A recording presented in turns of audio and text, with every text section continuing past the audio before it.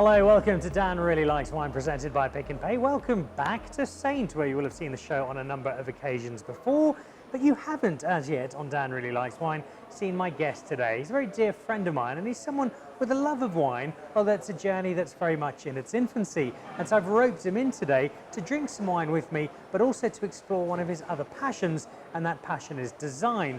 It's not a passion you might know about because most of the world knows him as this comedian and television star extraordinaire, but for me, he's just my really good mate, Donovan Goliath. Welcome to Dan Really Likes Wine. Thank you so much. Title option.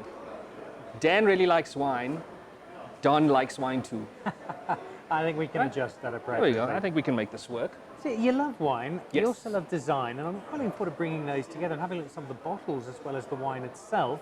But before we do that, and just by way of introduction, give us a little bit of a history of the Donovan Goliath wine story. You know, I've never been... So, from Umtata, Eastern Cape, not a big wine country. So I moved to Johannesburg and, started getting introduced to wine with a lot of friends in advertising who knew about this kind of stuff. But I just kept quiet. So at the table when we'd have staff lunch, because they come through with that massive folder with all of these names. And I'm sitting there going, and if you asked me what my favorite wine is, I'd go the red one or the white one. That's it. I call it by color. That's it. And a friend of mine introduced me to, because I needed, you know what it is? You go, at some point, you're going to be thrown here into the deep end, and somebody's going to hand you that list and go, you pick one. So you need to kind of know that you're doing something. And a friend of mine suggested Springfield Holbury. Like, just always look for Springfield Holbury, which I love. It's one of my favorites. If it's not there, then just kind of get angry and irritated at the establishment for not stocking Springfield. Guys, this is, you know what, let's do gin instead, because, can you believe it? This is, what is this, Spur? Come on. But yeah, that actually fits so nicely into the perception of wine, where we're all so particular and up ourselves about, you don't have the 76, or why am I even eating it, for God's sake? So I learned to appreciate wine that way, and I met my partner, Davina, who's from wine country. She's from Somerset West. Obviously goes to Stellenbosch and Franschhoek quite a bit. Her sister, Marcel Gordon, and her partner, Marcel's partner, not Davina's partner, Liam Delcom, wine connoisseurs. They know a lot about wine. So I spent a lot of time with them learning, So now I have 5 in my arsenal. What do you mean you don't have? Paul Kluver. We're out of here. We're out of here. So that's pretty much it in a nutshell. And I've learned to appreciate, and obviously conversations with you as well. One of the best things you ever told me was, the best wine on the menu is the one that you like the most. That's it. It's completely true. I love that. Which leads me to an important question. You're one of the most confident people I know. We've shared many stages together. I've watched this career of yours blossom, mostly with a huge degree of envy and annoyance that I hadn't thought of things first that you've brought up. And that's testament to your genius. Thank you. Wine, though, is a place where a lot of normally confident people can lose that a little. Do you get intimidated by wine? I absolutely get intimidated by wine, especially when you're the one that has to make the decision, and especially if there are more than 5 pages in that book. Because I've been to places where, you look at this thing and you go, surely this page starts with Genesis chapter 1. This is ridiculous, guys. Come on now. It's like, are we talking about the history of grapes first? Why? Why so many? I'm always intimidated by the wine list, and I go for my favorites. I go for the ones I know, and I'm a red guy. So when anybody suggests white, I step out of the conversation. Like, that's not for me. I don't know white wine at all, because I much prefer red. I like the heavier body, I guess. And but yeah, I'm never super confident unless there's a Springfield Holbury. There we go. Unless. All right. Well, we've actually got 20 glasses for a blind tasting, and one of them is a Springfield Holbury. Only 20. Come on, Dan. What amateur show is this? I'll tell you what we do have. We've got 4 different wines, and I've selected them for 2 reasons. Okay. One is that they fit across a different space, different types of wine, and I'm just interested to see what you think and what your thoughts are on them, because wine, it needs to be accessible if it's going to be a space that flourishes more than it is now. But I've also chosen some bottles that I think have got some different, some interesting, some cool labels. And you have that design background. You're a complete design geek. And so getting your understanding of why you think they work, not from a wine design perspective, just just a general design perspective is something I'm quite interested to hear about. This is going to be very tough because wine label design is one of the most difficult things out there. In fact, one of my fourth year projects at Art and Design School, we had to design labels for 6 different wines, and the best thing about it though, so the entire class had to design all of these and we could take them back. So when we had our graduation party, with 30 of us in a class with 6 bottles of wine each at the graduation party. So you don't remember too much of the end of it? I don't even remember what the label looked like. That was it. All right, well, let me give you a label that you will be able to, I hope, keep in the memory because it's a wine I particularly like. Yep. And I reckon that because Donovan Goliath is not just a great mate I'm having a long overdue lunch with and giving me some of his very precious time, but he also has some rather special news, that we go with something a little effervescent. So, Donovan, I've got some assistants today. Stephanie is the sommelier here at Saint. She knows far more about wine than I ever will. And you've got some good news, don't you? I do have some good news. I'm going to be a dad because I'm looking at the way you're holding that. Thank you. That's going to be me quite soon. So I see that. I see what you did. There we go. Optics, visual optics. All right. Well, you're going to need plenty of celebration. I'm going to do plenty for you. And celebration means bubbles. So, Stephanie, you've chosen something for us to kick off with. What have you chosen and why? So I've chosen the Silverthorn Green Man. It's absolutely incredible. 100% Chardonnay as well, so you're getting very kind of crisp, clean, like Granny Smith apples coming through from that. Also minimum 21 months on the knees, so beautiful secondary notes, all that brioche, everything that you like to find in the bubbly. I have worked up a thirst. I want to get your thoughts on that label in detail, but also on the wine. So let's pour some, if you will, Stephanie, and we can have a toast to the new dad. Well, cheers, first of all. And I want to ask you a non-wine question just quickly. Yes. What was the reaction when you found out you were going to be a dad? I'll tell you how it all went down. So I was on a Zoom meeting. You were reading You magazine last week. Well, I was on a Zoom meeting, very important one. I couldn't go with Davina to, she actually just went to the doctor. She didn't go, for the actual test. She just went to the doctor because she was feeling, she had COVID, so she thought these were, symptoms that were still lurking. And the doctor goes, let's just do a pregnancy test. Let's just see, So she goes, yeah, fine, very nonchalant about it. Does the pregnancy test.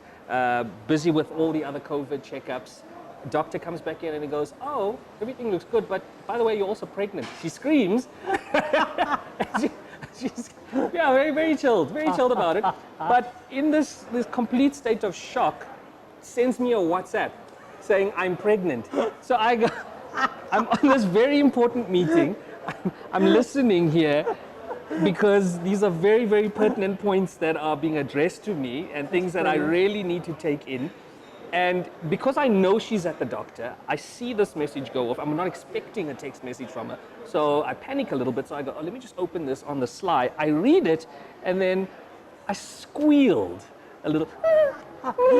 Yeah, no, excellent, great. All right, guys, thank you. Yes. I look down at my watch and there's still 20 minutes to go. So I'm sitting there going, oh man, how do I respond to any of this? Because I'm completely out of it. I have no idea what to do. I reply to her, but at this point, she's now dealing with the shock. She's trying to, I don't even know what else she was doing. So she doesn't reply to me. So I'm sitting there in a complete limbo, just dealing with, I'm pregnant. That's it. She gets home and I'm like, but I'm sorry, I was in shock. I didn't know what to do. This was it. But so excited. I've been wanting to start a family for a very long time, and man, I was so happy. I was so happy. You know when you're so excited that you actually have no idea how to express it. When I saw her, we just hugged for a very, very long time and just sat there going, what? This is ridiculous, The best moment for me, however, was FaceTiming my parents. And I think for Davina as well, and just seeing the look on their face. My dad was he was a mess. I told him, he puts his hands up in the air, he holds his head, right? And he's just like, he stayed like this for the duration of that call and didn't realize that he was like this for the duration of that call. That was just incredible, and since then he's been... goosebumps. Yeah, man, he's been checking up every second day. How's things going? How's Davina? Can I chat to her, please? And I think that's the moment for me.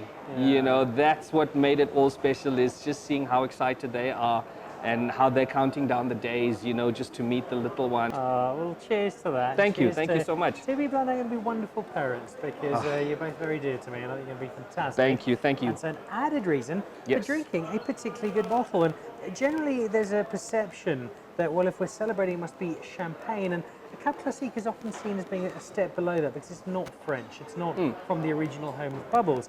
And yet I consistently believe that in South Africa, the top-end Cab Classique we make rivals the very best of French champagne. And I say that honestly, not just as a hugely biased South African wine drinker. And this is a great example. It's from Robertson. It's a very dry part of the world. They make terrific Chardonnay as it is. This Chardonnay has been used to make the Cab Classique, and it gives you a wine that's both beautifully dry and yet still has some lovely fruit to it. I'd like to know what you think of it. It doesn't need to be some technical ream of analysis, just do you like it, and if so, why?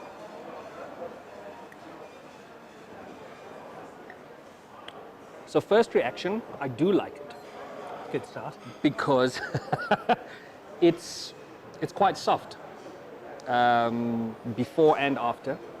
I find, and I guess this is you know, when you drink something like this, you automatically think champagne. That's where your mind goes. So you're expecting a tartness, and the back of your mouth prepares itself for that jolt. Coming. You know, coming. yeah, that static that you're going to get. And this is quite soft. You know, it hits you. It's very gentle. And something that will sneak up on me because I will end up having a lot more glasses than I should because it eases you in. Very nice. Here we go. Just a very soft introduction. And it says, hi, I'm here, walks away, and comes back when you need it to come back. I do love it.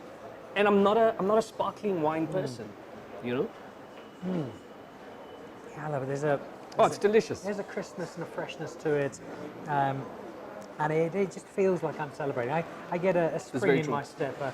I think the Afrikaans phrase is a vonkel in my vein. Would that be about right? Yeah. I learned that from a song by Die Campbells that somebody gave me for Christmas once. Vonkel in my vein. Yes, die vonkel in my vein. Just before we move on to our second wine, the design. I mean, you can see it there.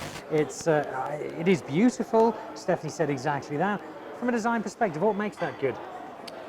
So firstly, designing wine labels is an incredibly difficult thing because they all tend to follow the same templates. It's often serif fonts, very old school.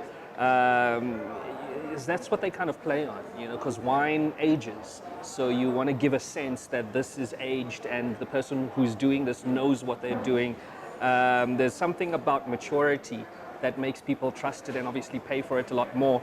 At first glance, this looks like a very expensive bottle because there's a lot that has gone into the actual label. So apart from the colors, so the colors are muted colors. I mean, the silver foiling up top here has been matted quite a bit because if it's too shiny, it tends to give it a bit of cheapness. So the matted effect creates a wonderful feel to it. And then obviously, I mean, you can see over here, it's been, it's not raised, so the words have been raised out of it. So there are a lot of little details on this that make this quite special.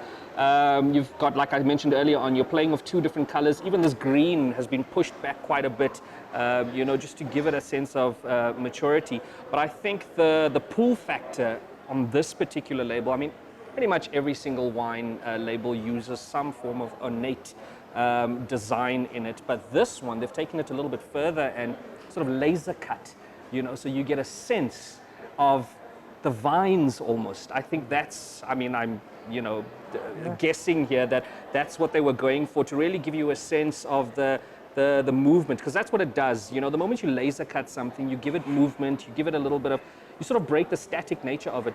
But I think from a visual point of view, if you put this next to other labels which are traditionally square or rectangular, it's going to jump out at you, you know. So that's the thing, you know, there's always going to be that fight. You're going up against hundreds, sometimes thousands of bottles up on the shelf that you need something to really pop out at you. So I think that's the selling factor for me, is just this very intricate laser cut label, which almost feels like a piece of material, you know, when you look at it. So beautiful. I think it's a beautiful piece of design. All in all, excellent label. That's extraordinary, and the fact that I hadn't picked up any of that consciously, and yet most of it subconsciously had come to me. You get that sense of it. and you just put it perfectly into play. Well, there we go. I thought the wine was good. I think the label might be even better based on Donovan's expert analysis. And we're winding down. We've got 3 more to try now. I know you're a red wine man, and I've got 2 red wines for you, but I'd like to try you with something rather special from a white wine perspective. Let's see what you think. Always willing to learn. Let's go. Could I ask you a couple of things? Sure. Right? So, the sniffing of the wine. So you obviously got to swirl it quite a bit, dip your nose in, inhale as deep as possible, and kind of get as many notes as possible, right? Any trick to this? There are some people for whom this is a more natural process than others. Yes. There are people who've recently had COVID and they're not going to smell anything. Then there are people at the other end of that spectrum who are known as super tasters or super sensors, where they will be trying this wine, but it's slightly put off because although we're sitting in Johannesburg at the moment, somebody in Durban is having a snook braai and it's affecting their sense of smell. They've just got that extraordinary X-Man Avenger kind of nose. Most of us sit somewhere in the middle of that. Mine is not extraordinarily nuanced, but I do pick things up. And I think it's 2 things. One is not being afraid of what you pick up. Suddenly you're picking up some wood, or there's a particular perfume that Davina once wore, or maybe your mum used to make a particular dish and there's a herb or a spice. And it's exactly that library of scents that allows us to frame our understanding of the nose of a wine. And we tend to talk about them, certainly at entry level, in kind of broader notes. There's a bit of guava, there's some tropical fruit, there's a bit of pineapple, there's some green pepper on a Sauvignon Blanc, because those are quite readily identifiable. It's when you get into the slightly more technical space, and I look at my good friend Greg Sherwood. Greg writes a tasting note like you will not believe, and you're thinking, how on earth did you pick up that this is not apple, but it's slightly bruised apple that's been lying on the ground? But when he says it, you think, you know what, that's actually right. I've got no idea how you got there, but that is I love right. that. I was doing a tasting with Stuart Buerter from Takara, who's followed on from Miles, making this particular wine. His Sauvignon Blanc won the Cour Mondiale for the world's best Sauvignon Blanc, beat 1,200 other wines to the title. Wow. And he's talking me through, and I read the tasting notes, and he talked about blackcurrant leaf. And I think that's, no, you're being completely over the top. And then I picked up blackcurrant, but it was slightly muted, like it was more the leaf than the actual fruit. And it's understanding that sort of nuance that is not fundamentally important. Like the wine, that's important, don't like the wine. But if you want to know more, and if you want to be able to frame what you're drinking, and give a better sense of understanding, then that kind of space is something, if you're a wine geek. Yeah, it's like you study old comedy videos, you see what a Richard Pryor was doing 50 years ago. It's that understanding of the craft. And it's not necessary, but if you like your wine, you want to learn more about it, it's a cool way to broaden your horizons and kind of increase your scope of understanding. It's amazing. I love that. That's such an art in itself. You know, being able to, because I like the broad strokes. Yeah. Don't give me the specifics, because I go, come on, man. You know? I can taste 30, 40 wines in a week. I won't remember the minor details of many of them because it's just too much, but you understand the basics, and some of them, something will pick up. But if you're only having a bottle of wine once a week, or when you go out to dinner, or when you're opening something in Braai at the weekend, you don't need something super technical. You just need a broad guide. I kind of know I like a lighter red. This is a lighter red. Well, that's pushing me in the right direction. And away you go from there. I love that you described this as buttery, because it's exactly what you feel. On the palate, it just feels rounded. Like everything feels like you've coated it. Yeah. You know? Much like Jason Goliath, rounded and luscious. There we go. That's how we're going to describe this wine. Do you like it? Like Jason. I love it. Yeah. I absolutely love it. Which I'm pleased about, because I know you're a red wine person. Yeah, so no, I absolutely love it. I really do. So I'm really glad you like it. I'm just going to grab the bottle. Sure. And what about the design? Very different to the previous label. Yes. I'd love to find out from Miles, because I know he's quite a thinker when it comes to wine. Yep. So there's definitely some sort of thought process behind there. But for somebody who won't know that story, just looking at it, design expert, what do you see? What do you say? For somebody who's not a white wine drinker, I was very intrigued by the name, the introduction. I think that says a lot. You know, for other people out there like me who don't really lean towards the white wine, that's a nice hook. Just that title alone, the introduction. I love that they've emphasized it. You know, it's the biggest bit of copy on that label, so it's the first thing that you see. And this is the thing with hierarchy of text. So if you look at this copy over here, yes, you know, the introduction is the first thing that catches your eye. And it's intentional. That's what they want you to do. They want you to know that this is it. You know, this is potentially the first thing that you want to taste before we introduce you, you know, to everything else that we have to offer. I really like that with this particular wine, there's a sense of playfulness and freedom with the illustration, especially with watercolor. So anybody who's painted with watercolor would know that it moves quite a bit. It's not as rigid as, say, acrylic painting or oil painting. You know, it's very, very fluid. It's, you know, you almost, if you do make a mistake and something bleeds over onto the paper, you just kind of run with it and see what happens, which I think the winemaker, you know, that's exactly what he's trying to describe with this kind of thing. Just don't take it too seriously, you know. It is what it is, and however you choose to pair it, whatever you want to do it, he's not going to give you, you know, any rules on what to do with this wine. Just go with it. I'm very keen to find out why these specific flowers and why this. How many are there? There are 1, 2, 3, 4, 5, 6, 7. So 7 of them. So I do think that there's a hidden message there on why he's chosen 7 of them specifically. The other thing I really like about it, and I think it goes back to the previous point I made about it not taking itself too seriously. You could have taken just this perfect one that faces us and just, you know, duplicated that 7 times. But it's not that, you know, they're all very different. Some are, like, you know, very solid in color. Others, you know, there's a gradient. The color kind of bleeds off, which is really nice, and definitely doesn't feel as rigid and as serious as the previous one that we had. The other thing I like, and I think this lends itself to that seriousness again, and I don't know if this was intentional, but there's a texture in the background, you know, so it's not a completely flat color. There are little bits over here that are, you know, they're quite inconsistent, and it just lends itself, I think, to the playfulness of it. And if you look very closely, there's a stamp in the top right, which I see is on the back as well. Yeah, Miles there we Mossop go. Wines. There we go. So he's put his name in there as well. If you just flip it around, let me just have a look at the back label. Back label, all stories have a beginning, which is excellent, you know, so that I think just frames you for, you know what it does for me personally when I look at that and I see the all stories have a beginning, it makes me really want to try the others. But what I would like to know is, if this is the introduction, do we have one called the end? Like, we want you to get to this one, so we got to move in order of succession.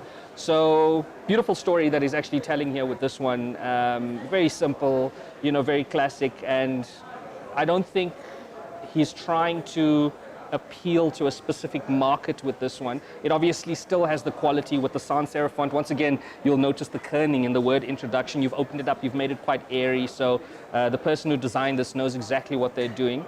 But yeah, wonderful, playful, buttery wine that doesn't take itself too seriously, and something I will definitely be trying out again. I think we're going to have to start a new show called Donovan on Wine Labels. The only thing I can add to that is I suspect these 7 flowers are representative of the number of days each week Miles would rather be surfing than making wine. Well, there we go. But there we go. We've got a white wine you love, which I love. We've got a bottle you really approve of. But we are done with all whites, though.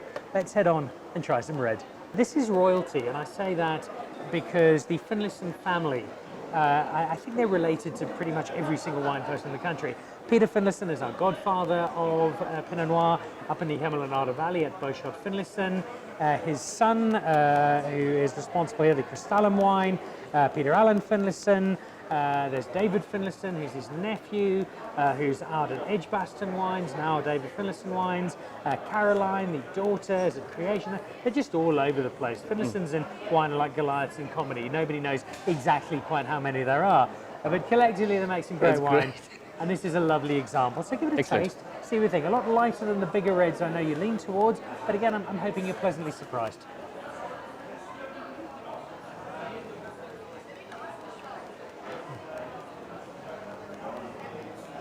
Yes. So you spoke about when you tried both the Capricorn and the Chenin about the softness to it. And that for me is the calling card of Pinot Noir. You've got a wine here, it's only 2019, it's only 2 years old. For a bigger red, a big cab, a big Shiraz, you've barely put it in the bottle, let alone taken it out. Yep. And yet a Pinot Noir, which can last a lot longer, already it's got that softness. It doesn't have that tannic abrasion. Delicious. What does Pinot Noir stand for? Is it something to do with the darker grape? So it's just the name of the grape varietal. So Sauvignon Blanc is a type of grape, Cabernet Sauvignon is a type of grape, Pinot Noir is a type of grape. And the wine that it's giving you, it's lighter, it's softer, it's still got a sense of texture, but very delicately so. And to me, it whispers rather than shouts, but it does so very alluringly. Oh yeah, definitely. It's almost it's like the Salsi voice. Remember that Salsi? Yes. It's that. She's whispering, but you can still hear everything she's saying. That's how we're describing this beautiful wine, ladies and gentlemen. This wine is like the Salsi voice. Oh dear. All right, so we love the wine. Do we love the label, Donovan Goliath? I'm a huge fan of minimalism and simplicity, and I think that the designer of this label had many a glass and basically captured what you're going to taste here visually, because that's exactly how it tastes. Looking at this label over here, they've done two things. So the name of the wine, Crystallum, has been center aligned, and they've offset that with some of the other copy that's on the label, and that's been left aligned, so it's been justified left. So it's thrown it a little bit and juxtaposed it, that he could have easily center aligned it, but I think that wouldn't have given it the edge. There's subtle details on this label that you might not notice at first glance, and the first one I picked up immediately was that they've rounded the edges quite a bit. It's a very, very small rounded edge, which I think speaks to this as well. So it's little subtleties, and that's exactly what they're trying to say, because a lot of labels, are quite sharp edge. They leave them as is, but there's a slight, just to soften it, and not make it feel as harsh. And there's something to be said about the little copy at the bottom, wine of origin, Western Cape. Kind of draws you in. You've got to have a very, close very look at it. small, What's that secret down the bottom? Absolutely, and you have to be so confident, to make your copy that small, but also it's not black. It's a tint of black, so it's quite grey, so you don't really see it at first glance. So it really pulls you in to really look and read, what is on here exactly. But other than that, this person knows what they're doing. It's beautiful, beautiful design, and I think it's also all in the name. Crystallum, it's such a beautiful word. It rolls off the tongue, which is exactly what this wine does. Rolls on and back off. Yeah. And I think what it says to me, not having anywhere near your expertise in the design world, but it's very much a counterpoint to the old school, the picture of the Cape Dutch manor house, the gabled vineyards. We're in the modern world. Yep. We're getting rid of everything we don't need. It's clean, it's clear cut, and you put it really well. It mirrors the wine perfectly. And it just says what it needs to say. It's perfect. This is a beautiful wine. All right, well, we've got one last wine to go, and I thought rather than go old school to new school, I'd wrap up with some old school. So to finish off, this is your comfort zone. It's nice, big, classic red wine with a nice, big, classic label. All right, so this is Groot Constantia. It is an old and famous wine. So Groot Constantia formed part of that original farm from where the Grand Constance, the Van de Constance came, the wine that Napoleon drank, that was written about by Jane Austen. To put it in a context you'll be more familiar with, it also featured in 50 Shades of Grey, so particularly well known. And it's such an old area, and you just go down there. I don't know if you've ever been to Groot Constantia, to any of the old farms in that area, but you've got the Cape Dutch architecture, you've got that sense of history. It's a lovely winemaking area. It's world-class Sauvignon Blanc. Those breezes coming off False Bay, and they make some excellent wine. In fact, Boulagerber, who makes the wine here, won a major award for his Sauvignon Blanc, I think last year or the year before. But their reds, I think, have consistently been not just great, but also maybe even a little underrated. They tend to take a little longer than perhaps a Stellenbosch or some of the other areas to come to the fore. So even at 5 years old, I suspect this is going to be a wine that's got a lot more time in it. But give it a crack and see if it fits the Donovan Goliath bill.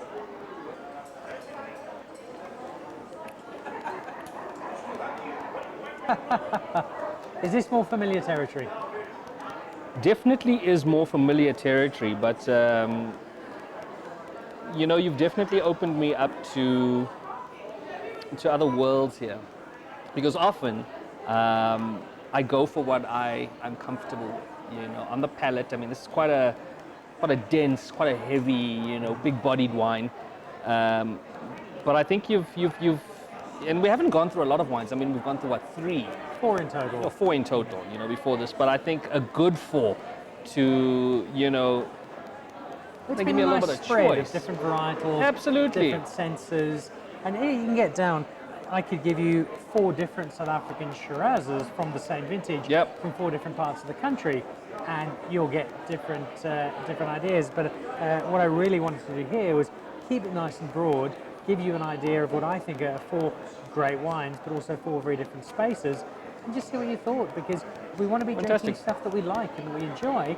But that said, we can sometimes fall into that, well, okay, I like Sauvignon Blanc, so that's what I'm going to drink. Yes. I like, let's take a random example, Springfield Wholeberry, so that's what I'm going to drink.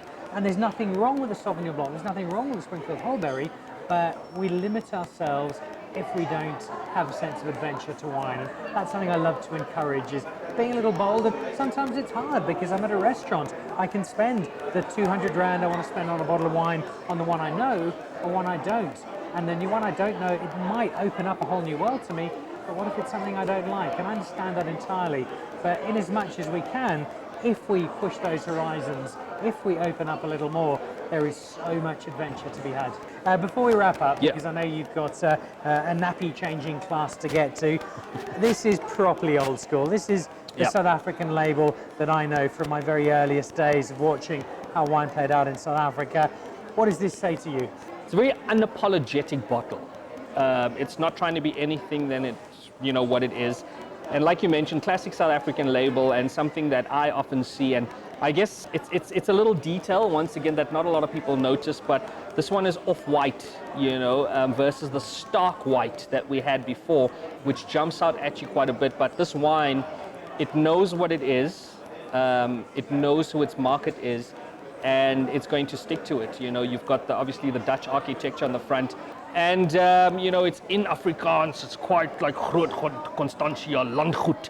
It's really just telling you what it is and where it comes from and how long it's been around. The detail in the bottle itself, they've branded the bottle, taken it off the label completely and gone onto the bottle. So what I'm going to finish with is not a question to you at all. It is a recommendation, a piece of counsel, not just as a wine drinker, but as a father. So one of the things I've made a concerted effort at doing is purchasing wine from 2014 and 2016 in big 3 and 5 litre bottles, so that when my kids turn 21, those are their birth years, we can celebrate. Now you're very lucky, because by the looks of things, 2021 is going to be a better vintage than both 2014 and 2016. I should have waited a year on each of those kids, but they'll still have some lovely wine to try. Get some wine, start building it up, because for me to be able to celebrate with your children 18, 21 years time, and marriage years thereafter, with a wine that comes from their particular vintage is so special. And we're in a space now in South Africa where we make wine that is genuinely good enough to last 18, 21 and more years, and it's just going to add to that wine story that you'll be able to share with your kids. I and your family. appreciate that so much. I've never thought about it that way, but I'm definitely going to do that. I think I say we film an episode of Dan Really Likes Wine where you're recommending things to me that I should buy, because I'm definitely going to take you up on this offer. I really like this. This is amazing. And yeah, apart from that, just finding out who Dan's Huggies contact is. I mean, I need these in bulk. Donovan Goliath, it is Thank you always so much. an absolute pleasure. Really appreciate it. You've been watching Dan Really Likes Wine, presented by Pick n Pay, featuring Donovan Goliath, father-to-be and probably Mthatha's greatest wine expert, with apologies to Bantu Holomisa and Sanani Mangisa. Big thanks to Stephanie from Saint and to David Higgs, the Tea of Saint, for hosting us today. Keep drinking and supporting South African wine, and keep watching Donovan Goliath. He's a South African treasure. Cheers.